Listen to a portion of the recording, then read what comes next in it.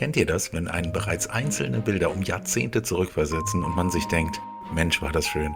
So geht es mir mit Tom und Jerry. Und ja, sie kommen ins Kino zurück und das mit neuem Material. Denn in diesem neuen Animationsabenteuer jagt Tom die Maus Jerry durch ein Museum, wo sie versehentlich einen magischen Kompass aktivieren und ins alte China einer goldenen Stadt versetzt werden.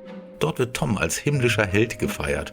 Doch der Phönixmeister mit seiner Helferin Jade und einem finsteren Rattenbande wollen den Kompass für ihre eigenen Pläne. Tom und Jerry müssen zusammenarbeiten, um nach Hause zu gelangen. Der Film startet am 30. April 2026 in den deutschen Kinos und verspricht rasanten Slapstick mit vielen Anspielungen auf die Klassiker. Tom und Jerry existieren seit über 80 Jahren und begeistern Generationen mit ihrem ikonischen Katz-und-Maus-Chaos. Ich freue mich riesig darauf, weil sie meine Jugend geprägt haben. Es ist wirklich schön, ein solches Kinoleinwandabenteuer zu bekommen, auch wenn man selbst kein Kind mehr ist. Viel Spaß mit dem Film.